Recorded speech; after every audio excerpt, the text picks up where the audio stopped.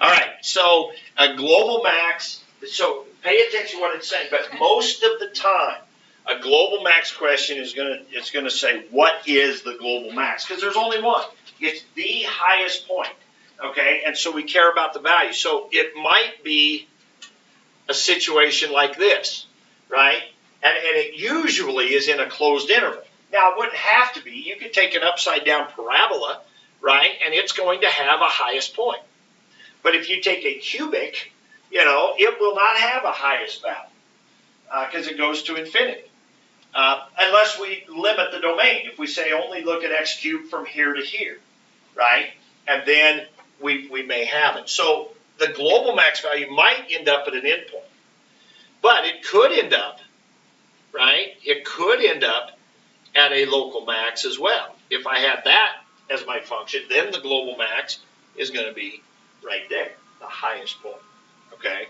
So those are just some things about local max and global max. And then it said something about stationary point. Was that number 10? Yeah. What does a stationary point have to do with the extreme values?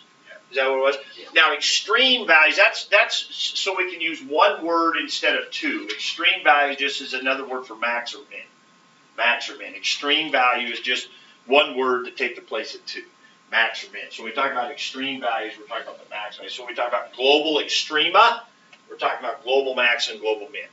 Local extrema, we're talking about local max and local min. Okay? So what is a stationary point? Now remember, stationary point is when f prime is 0. Right? That's when f prime is 0. That's a subset of critical points. So stationary point is just when the derivative is 0. So stationary point would be that one, but not that one. Right? So stationary point is when the derivative is 0. Well, the relationship is that's a possible location. A stationary point is a possible location of a local max or min. Because if you have the derivative 0, well, there's two situations where the derivative is 0 and you have a local max or local min. But you also could have just a flat spot. That's not a very good picture, but you could have a flat spot in the graph where the slope is 0 and you don't have a local max or min. So a stationary point, so the relationship is a stationary point is a possible location of a local max or min of the function. Okay? All right, so then we get into 16 through 20, and that was talking about this picture here. So very quickly, 16 says,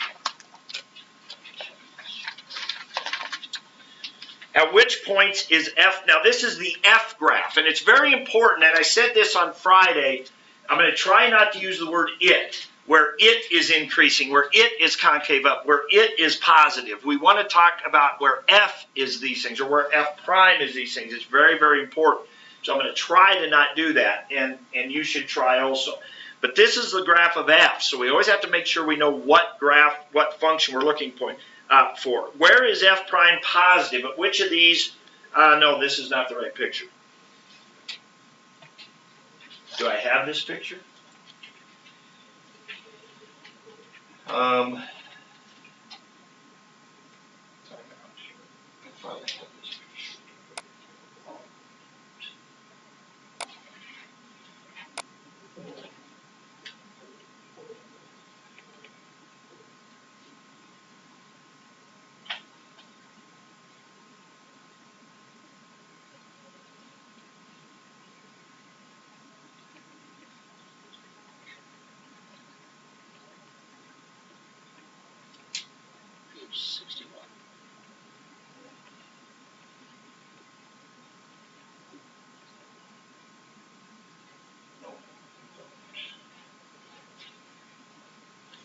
Okay, so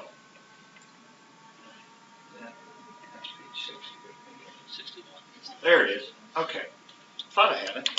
All right, so where is, so this is a graph of f, right? So this is a graph of f. At which point is f prime positive? What'd you say? A and D, because when f prime is positive, the slope is positive, so that means f is increasing, right? So f is increasing at A and D. That's where the slope is positive. So that's how you justify your answer, right? F prime is positive means a slope.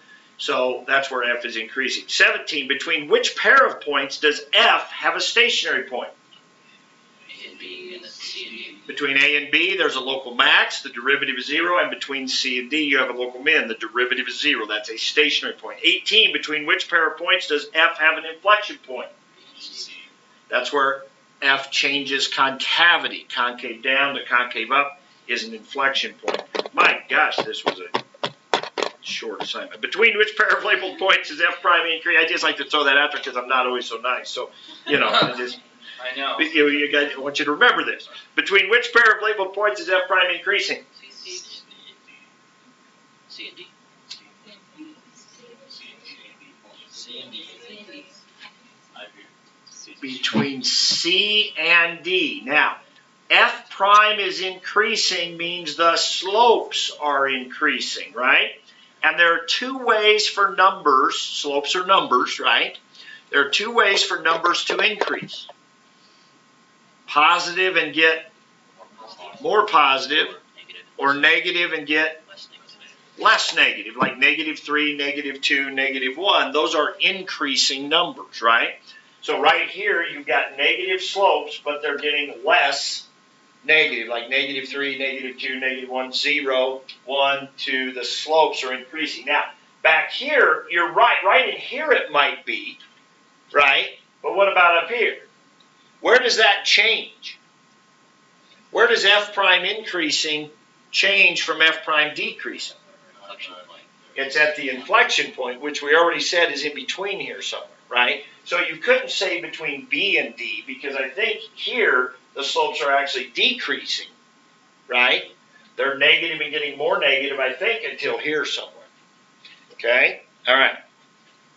So, and then what's that leave us with? Was that 19?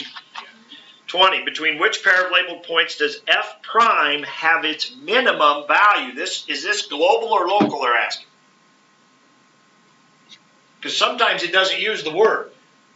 Between which pair of points does F prime have its minimum value? That's a global, so prepare for that. Many times it does not use the word local or global. It just says, where does it have a minimum or its minimum value, which is an output they're talking about. That's global they're talking about there. Okay, we got to know that. Now, two other words that are sometimes used. Global is sometimes called an absolute max or min, and local is sometimes called relative, a relative max or min. So older books use the term relative max min. So sometimes on some of our old practice tests, some of our review stuff we do, the word relative may come in there, or absolute max min. Okay. So where does F prime have its minimum value? Between B and C, because F prime is the slope. So we're talking about when the slope is its smallest value. Now again, what is a smallest value? Well, if the values are all positive, what's the smallest? The least positive, right? I mean, 1 is less than 2 is less than 3, but if they're negative, the smallest value is the most negative, right? -3 is smaller than -2, right? So we're talking about slopes here. We're talking about F prime. So do we have both negative and positive values here? We do. F prime is positive here, then it's negative here, then it's positive here. So if we have both positive and negative values, the smallest value is going to be the one that's the most negative. So the slope with the minimum value is going to be where this is negative and steepest, which is going to happen at the inflection point, which is between B and C. Okay? All right. So those are some things that we're going to be getting into. So what we want to do is we want to take our, let me do something.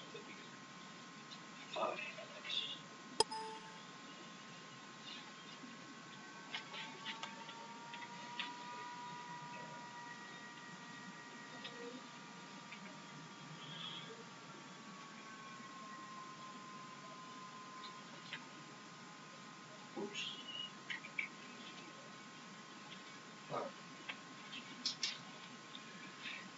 All right, so I want to look at this in your book, and this, so you got to go back. This is figure one in your book, and it's got some points labeled. Now, this is very, very similar to that calculator document that I gave you and we investigated the other day.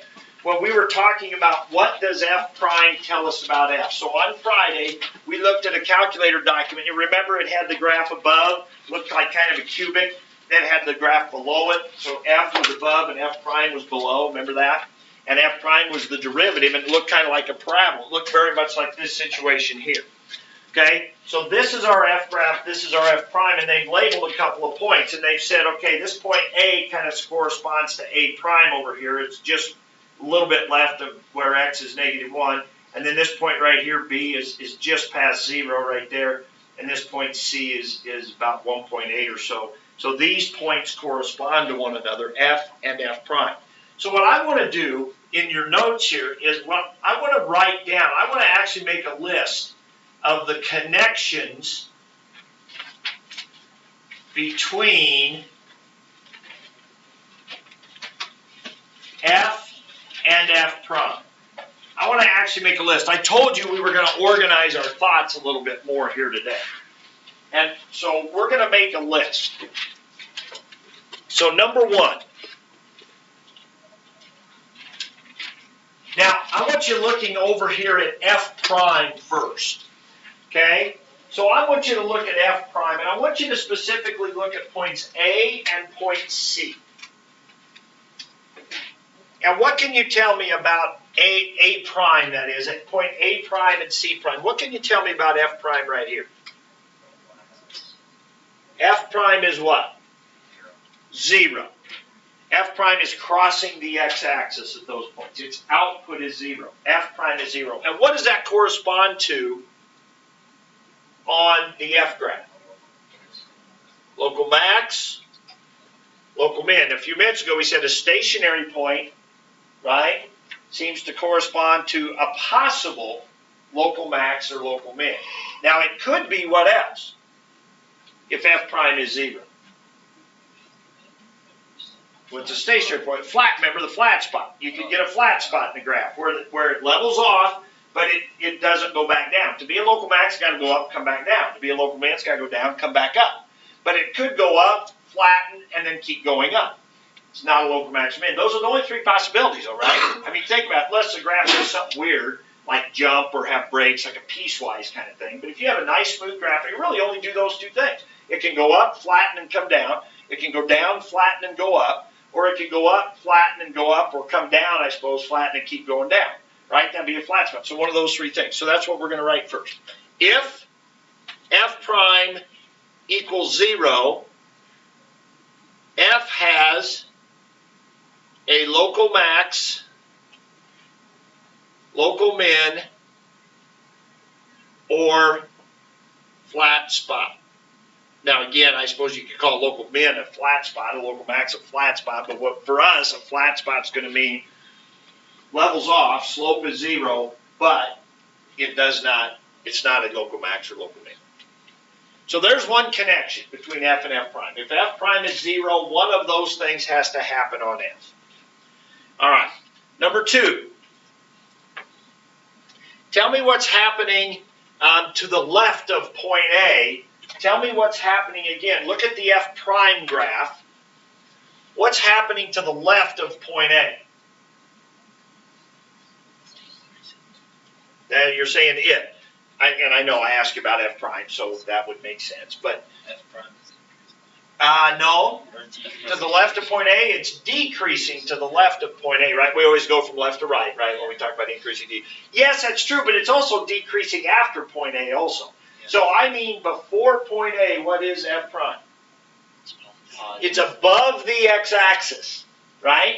Yeah. So F prime is positive, right? When we say F prime is positive, we're talking about its outputs, right? We're talking about its y values. So there's the next thing we want to talk about. If F prime is positive, then what does that tell us about F? Then F is increasing. Increasing, right? Before A, the F graph is going up. That corresponds to F prime being positive, which we said a few minutes ago. If F prime, remembers the slopes, if the slopes are positive, then the graph of F is going up. And then, of course, the next one would be if F prime is negative, then F is decreasing, right? So we've just covered, I think, the three possible values that F prime can take on.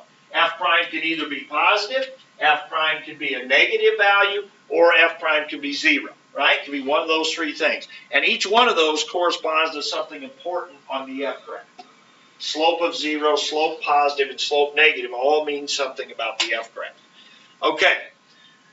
So what else could we say about F prime? Well, you were telling me that let's go to the right of B this time. So look at the F prime graph and what is happening to the right. Time out. I'm skipping something here. Forget that. Let's talk about the calculator document here. The calculator document is called the first derivative test. And what did we talk about on the back side of that calculator document? What was the important column on the right-hand side? It talked about what?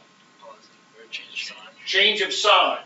Okay, so we've talked about all the different values that F prime can have. It can have a positive value, a negative value, or 0. Now, let's go back to where F prime is 0. There are really a few different ways that an F prime graph can cross the x-axis, right? Or hit the x-axis, we should say, right? That's when F prime is 0. One way is what happens at A. One way to hit the x-axis is to be on the positive side and cut through to the negative side, right? So if F prime changes from positive to negative, now it's got to do that at a point, so let's go at x equals A, right? We'll just at some point A or whatever, little a, we'll call it little a this time, whatever. If F prime changes from positive to negative, which it does right here, what does that correspond to on F? A local max point. Then F has a local max at x equals A. If F prime changes from positive to negative, because think about what that means. That means the slopes were positive and then switched to negative, which means the graph was going up and then switched to going down. That's got to make a local max. The graph went from, it's number 2 and 3 put together, right? If F prime is positive, then F's increasing. If F prime is negative, F's decreasing. So if F prime switches from positive to negative, F switches from increasing to decreasing. I probably should have put that in, squeezed that in there too. But it's just combining 2 and 3. So if F prime changes from positive to negative, F changes from increasing to decreasing, you have a local max. And so what is number 5 going to be? If F prime changes from negative to positive at x equals A, the F has a local minimum. Perfect. If F prime changes from negative to positive at x equals A, now the part I'll leave out there is then F would have to change from decreasing to increasing, which makes a local minimum. So F has a local min at x equals A. These two together make up the first derivative test for a local max or min. That's what we learned on that worksheet, was that if F prime has a sign change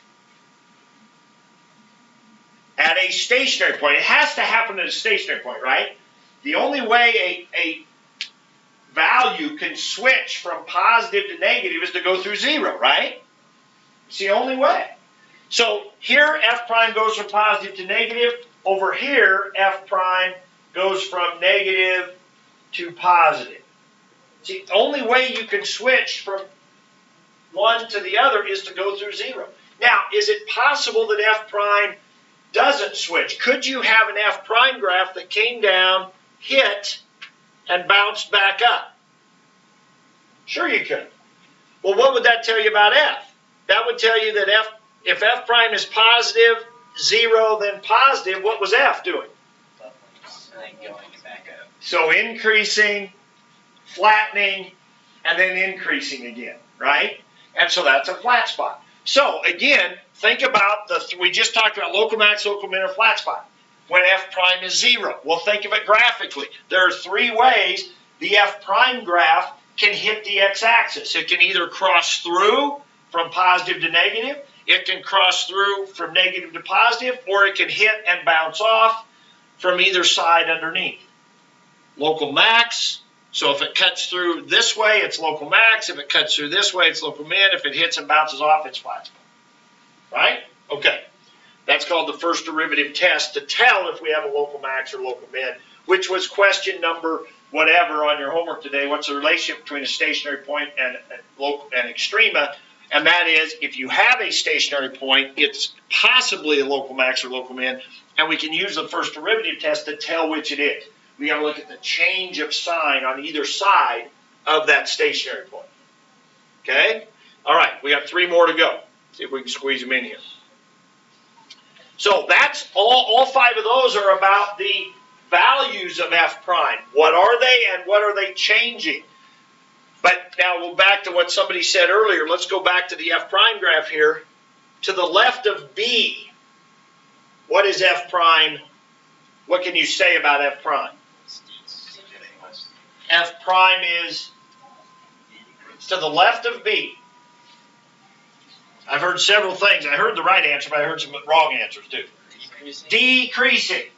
Now, when I say left of B, remember, when we talk about increasing, decreasing, we always read a graph this way.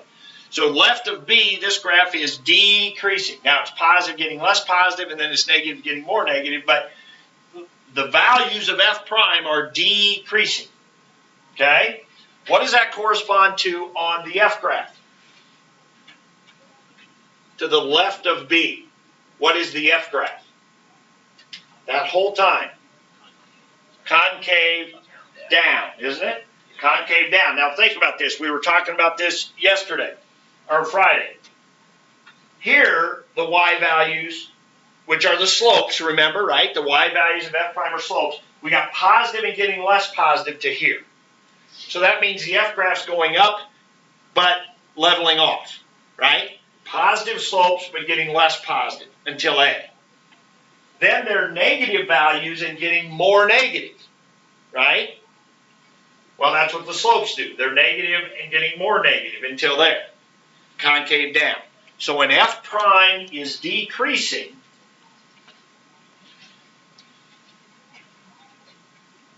so that's different than being positive or negative or 0, right, or changing. We're saying if f prime is decreasing, then f is what?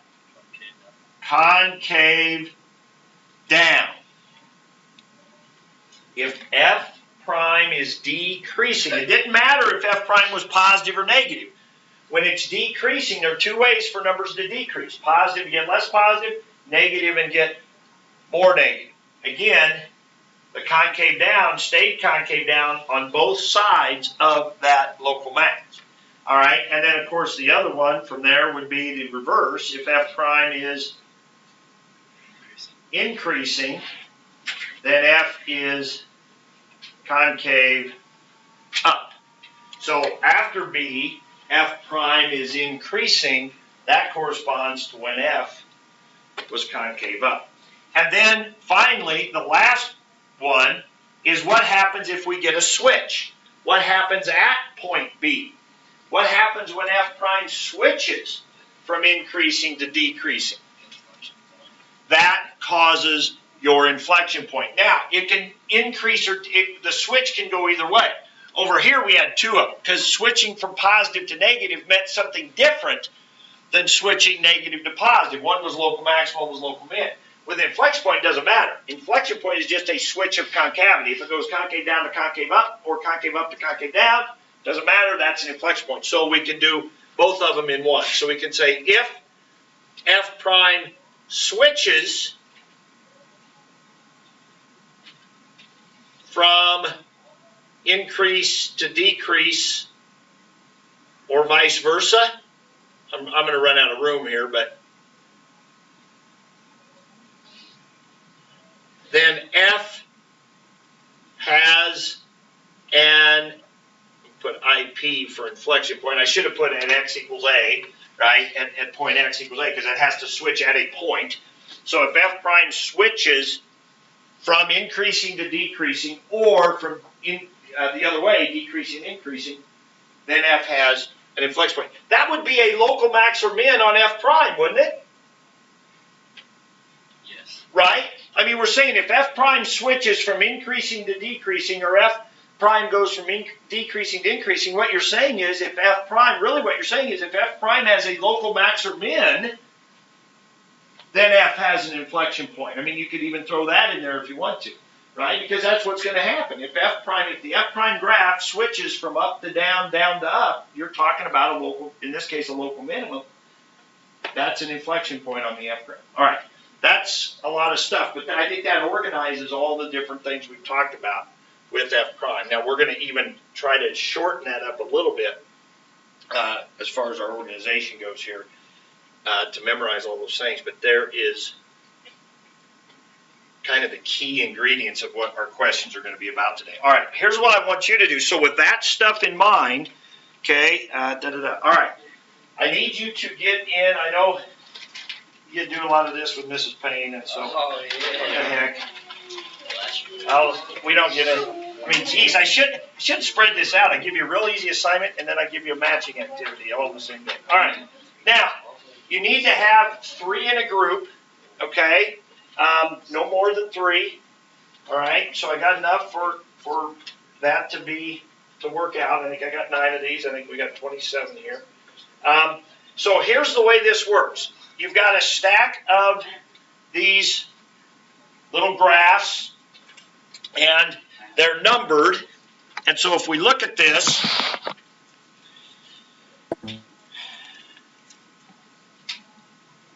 all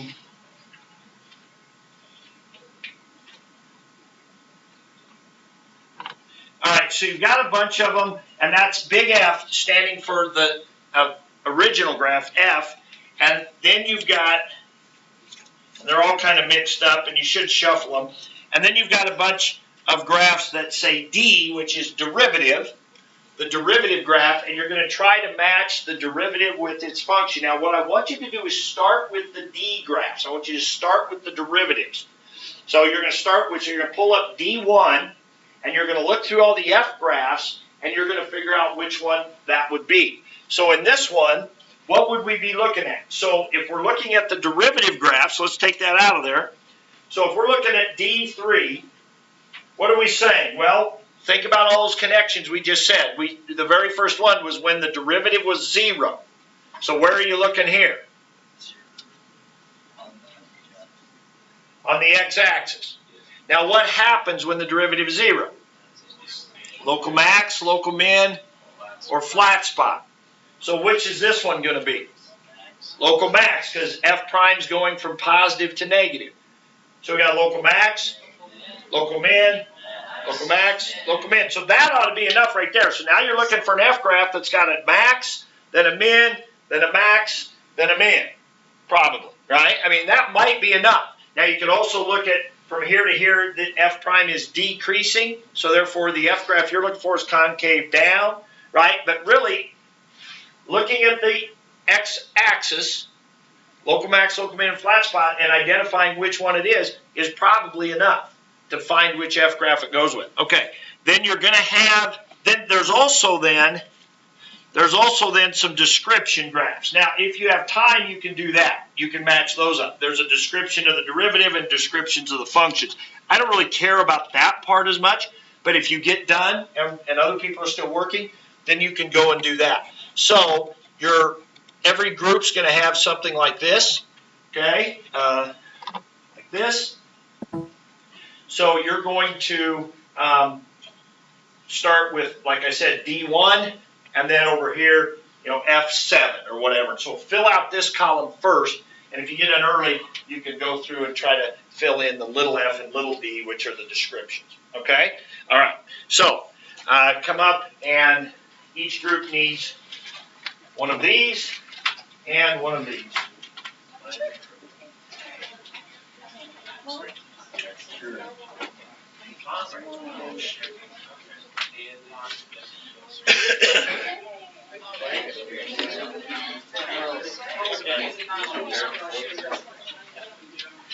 Get your groups of 3. If you don't have a group, I can make it for you.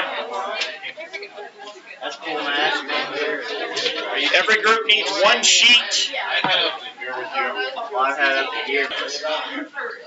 Are you recording? I'm recording, thank you. That's awesome. All right, now, again, a few of you may not have quite got done, or you had a couple mixed around, and if you want to grab one of these, come back and get it from me later today or 4th block or after school, that'd be fine. We'll take it home and look at them, practice them. That's perfectly okay, because we want to, the whole goal of this right now, we're emphasizing it graphically, is to look at an F prime graph and be able to tell what the F graph is doing. Okay, and that's what all 8 of these connections are saying. If F prime is 0, now again, we're talking about the Y values all the time. When we're looking at the graph, we're looking at its Y values. So if F prime is 0, we're saying when the Y value of F prime is 0, which is where it crosses right down here at A and C. Okay, so when I was telling some people here, there's a reason we put them in this order. I would look at this stuff first, and you can usually tell without getting into this stuff. Okay? But it's good to go through all these connections just to say, okay, did we really get the right one? When F prime is decreasing, is F concave down? When F prime is increasing, is F concave up? Right? And it should be for every little bit of that. Okay? But the first thing I would look at is that x-axis. If I have an F prime graph, and I was telling the group, no pun intended, I want to zero in on that x-axis. Right?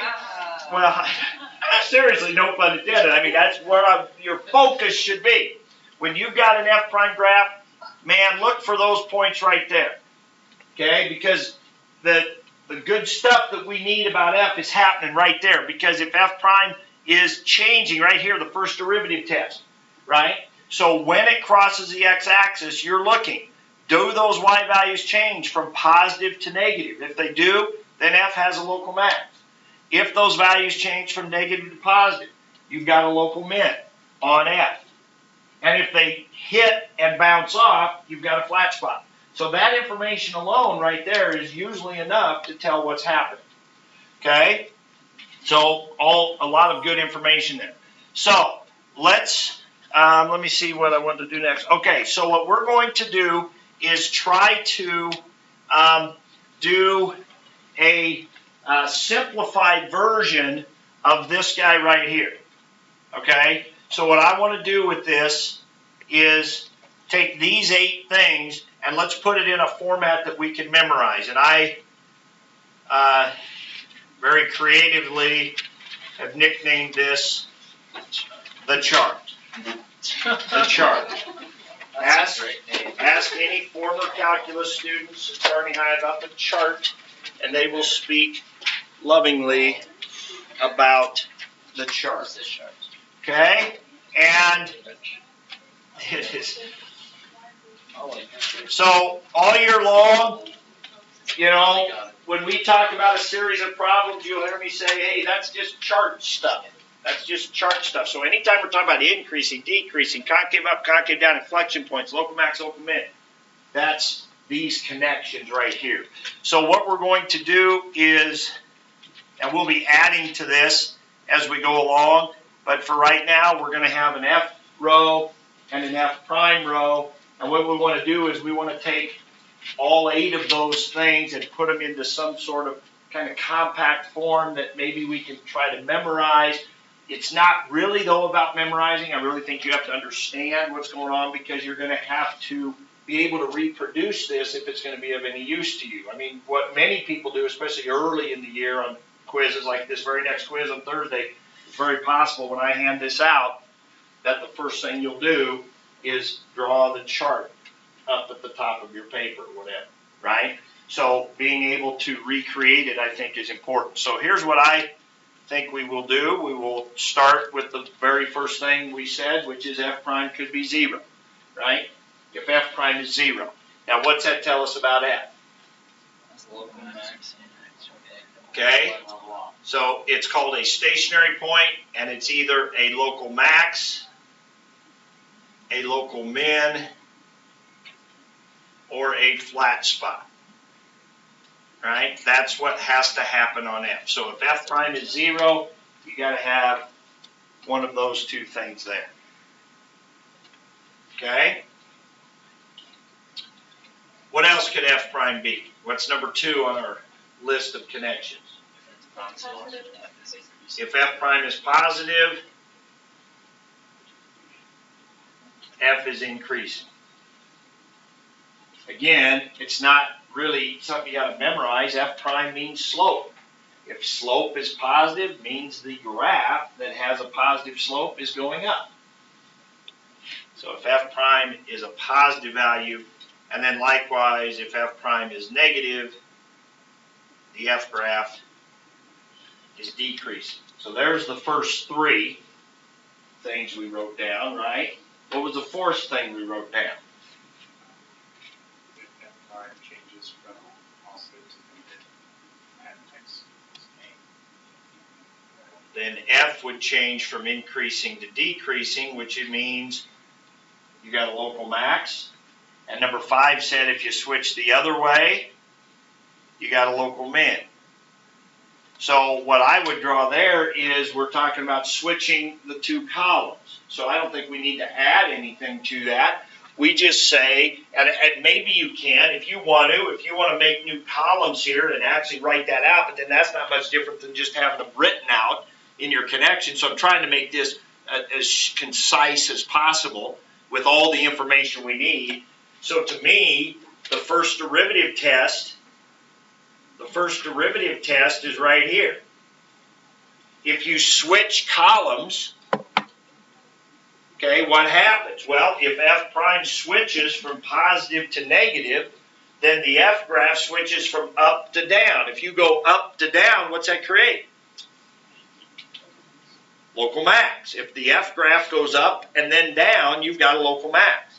If f prime switches from negative to positive, now my arrows here, I'm not trying to make local maxes and mins there. I'm just saying switching. I'm just saying you're switching columns. So if f prime switches from negative to positive, then f switches from decreasing to increasing. If f goes down then up, f has a local max. Okay? So these 2 columns are how we tell which of these we have. And if we don't switch columns, if f prime is positive, if f prime's above the x-axis and then stays above the x-axis, if f prime's positive the whole time, then f is increasing the whole time and you don't have the local max or min. Okay, so I think the first 5 of those things we wrote down are all encompassed right there. What was number 6? If f is decreasing or f prime is decreasing, then f is concave down. Okay, I usually do increasing first, so I probably should, it doesn't really matter. But so if f prime is increasing, so that was actually number 7 that we wrote down. If f prime is increasing, then f is concave up. And then if f prime is decreasing, then f is concave down. So that would be number 6 and 7 in our list. And again, how hard is it to recreate this? What are the things f prime can be? Well, it can be 0, it can be positive, it can be negative, it can be going up, and it can be going down. Right? And then what happens if you switch these 2 columns?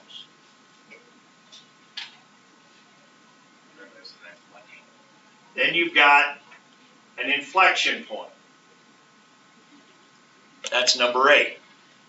If f prime switches from positive to negative, or excuse me, if f prime switches from increasing to decreasing or decreasing to increasing, that is, if f prime has a local max or min, if f prime has a local max or min, then f is changing from either concave up to concave down or concave down to concave up. And anytime you switch concavity, that is, by definition, an inflection point.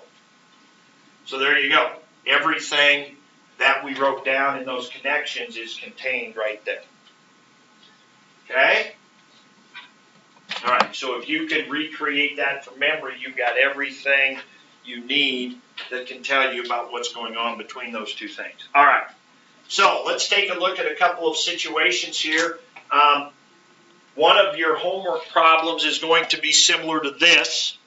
It's going to give you an f prime graph, and it's going to ask you to draw the f graph. So it's very similar to what you just did with the matching. The difference is you're just going to draw it as opposed to try to find it. But it's still the same sort of thing. So if you want to try to recreate this a little bit, I tried to be as neat as I could with my points here, but I don't think you have to be when you do this here. But just to help you guys understand it a little bit, so I tried to make this point is at 2, and this one's at 3, and this is at 5, and this one I think is right at 7, and this is at 9, and this one's down at 10. But just so we would have something to correspond with. So this is f prime. So I want to come over here and I want to draw f. Okay? So what did we say? We said the first thing we might want to do is look at the axis here, right? So what's going to happen on my graph when I draw it over here? What's going to happen here? Local minimum. And it will be a minimum, right? Yeah. Because this is going from negative to positive. So at 3, I'm going to have a local minimum. And I don't know if I want to write that. I don't want to draw it because the problem is I don't know where it is, right? I don't know where that local minimum is going to be. Now, what am I going to have here at 5? Flat spot. That's going to be a flat spot on number 5, right? Because I've got positive and stays positive. But the f prime is 0 at 5, so I know I've got to have a slope of 0. But it's positive, f prime is positive, then stays positive, so the graph's going up, and then so it's going to do that kind of thing, right? So I'm going to have a local minimum, and I'm going to have a graph that's kind of going up, going up, flat, and then up is kind of what's going to happen there. Okay, what happens right here? Max. That's a local max. So I know that I'm going to have, over here at 9, I'm going to have a local max. Now, so the question becomes, so let's start back here, because if I'm going to graph it, I actually have to start somewhere. So what does this value down here that's at -2 tell me? Remember, this is f prime, so I'm looking at the y value, so I get a y value -2. So it tells me my graph's going to what? It's going to be going down, kind of steep, at the beginning. Now, so on the y-axis, right? The question is, where do I start over here? Doesn't matter. It doesn't matter. We don't know. Remember, if all we know are f primes, if all we know are the slopes of the graph, we know kind of the shape of it, but we don't know where it is. Think about this. If you had an f graph, say the sine graph, and you calculated all its slopes, which we did already with sine, and it was what? It was a cosine graph, wasn't it? Now take that sine graph and shift it up about 5. Did any of the slopes change? No. Did any of them change where they were at? No. So they would have, so if you plotted the slopes of the sine graph shifted up 5, wouldn't it be the same exact graph as if it was down 5? That's right. So that's an interesting thought. So an f prime graph could represent multiple different f graphs, right? As long as they were just vertical shifts of one another, right? Because the slopes would not change. So you take an f graph and shift it up or down, it's got the same f prime graph. So bottom line is we don't know where to start it. So I'm going to start it up here since it's going down. What the heck? I'm just going to put it up here somewhere. We don't know where. But we do know it's going to start by going down, right? This graph's going to have a -2 slope that I'm about to draw. Now, what are those slopes doing up until here? Less negative. So that means until 2, this graph is coming down but leveling off, and we already know at 2 we're supposed to have a local min, right?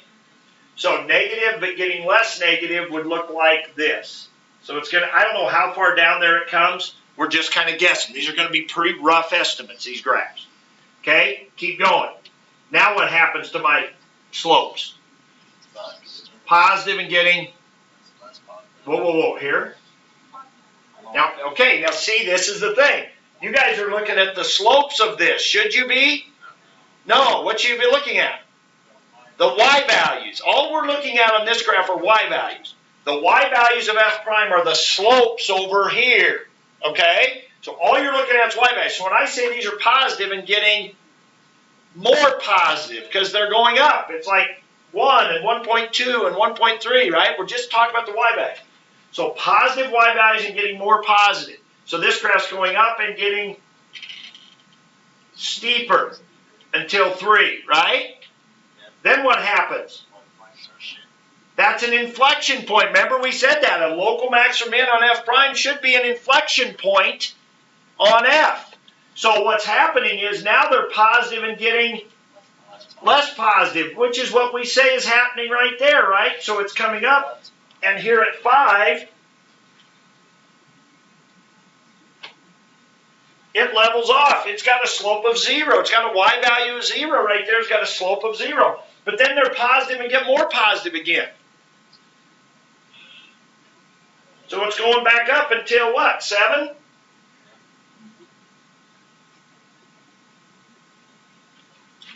Which we were saying. Then at 7, what do we got? What are these y values? Positive getting less positive, or decreasing. Look at your chart. When f prime is decreasing, what's f?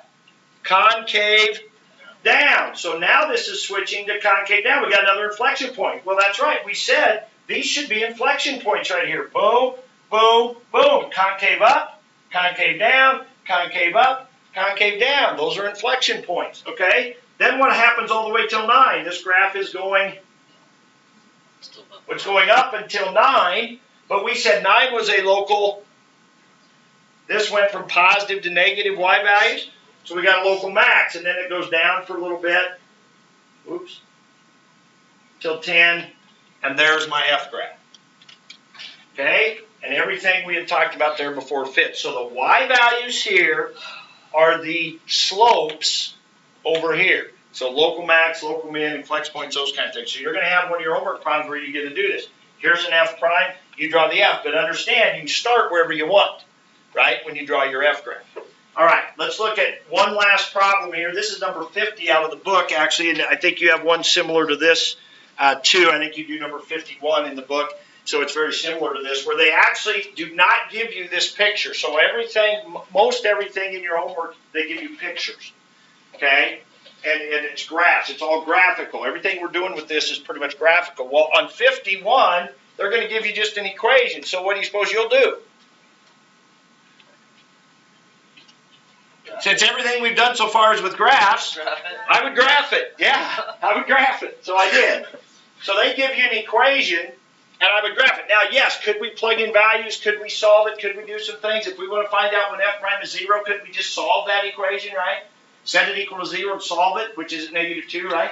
But for now, right now, let's stick to graphs. So if I were you, I would graph it. So if they give you an equation and ask you some of these questions, I would graph it. So page 50, or not page, but problem 50, this is on page 62. It asks you 5 questions, parts A, B, C, and D. So you do not, I think the last part of this, you're supposed to sketch an F graph, okay? But, so number 50, so part A, on which intervals is F increasing? So this is F prime, okay? On which intervals is F increasing?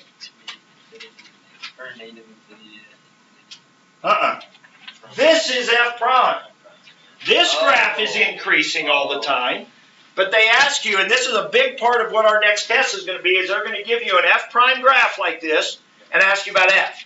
Or they'll give you an F graph and ask you about F prime, right? So, where is F increasing?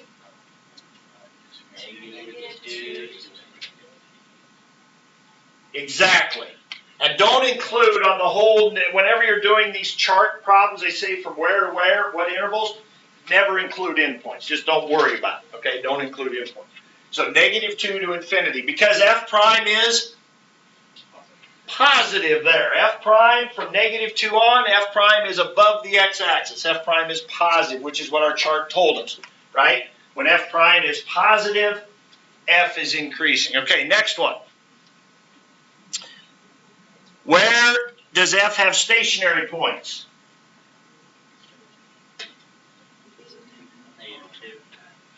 X equals -2. It says where? Where? They want an x value. At -2. A stationary point is when f prime is 0. A stationary point is when f prime is 0. The f prime is 0 right there at x equals -2. C.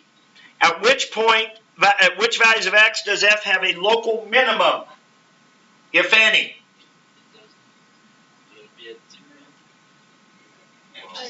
Where? Where? At -2. Where do you have a local minimum? The first derivative test says it's got to be when derivative is 0, and it's got to be when the f graph goes down, then up. Down, then up on the f graph would be f prime being negative, then positive. Right there, the f prime graph is negative, then positive. So at x equals -2, we have a local min. If they'd asked for local max, we'd have said there are none. Okay? On what intervals, if any, is f concave down? When is f concave down? When f prime is decreasing. When is this graph? When is f prime decreasing? Never. This graph is always increasing. F prime is never decreasing. So, never, or none, or whatever. F prime is always increasing, so therefore, if f prime is always increasing, then f has to always be concave up. And then the last thing is to draw f. Okay? Well, let's start over here. What are my y values down here? Negative and big. So the f graph's got to be going down and steep. Yeah. And it's going to be getting less negative, though, until there. Isn't it got to be that? Yep. Doesn't that fit with everything we said there? Yep. Negative, negative, negative, turning to positive. So we got slopes that are negative and getting less negative. Right here we got a local min. And now we got positive y values getting more positive. So we got slopes that are positive and getting more positive or steeper. And that could be shifted anywhere. I just started it somewhere, right? I don't know where this goes. This parabola could be shifted anywhere. There would be the f graph right there. All right. So your homework is this. It's a little bit different than what I have on the assignment sheet. So it's 1.6. It's numbers 21 through 36 and 46 and 51. Now 21 through 36, that's a couple of different situations where they give you like an f prime, just like what we did. They give you an f prime and they ask you multiple things about it. Where is it increasing? Where is this concave up? Where is this whatever? I think one of them they give you the f prime graph, ask you about f. And one of them they give you the f graph and ask you about f prime. Okay? And then I think on 46 and 51 you're drawing some pictures. Okay, so really spend some time with this, trying to get that chart created, practice writing it out, these connections, and being able to see them on here. That's a huge part of what this next quiz is. Okay? Mr. Clark, did you get my homework? I didn't even. Oh. Yeah, I did. You had it set now. Yeah, I remember going by. Yeah, I just checked.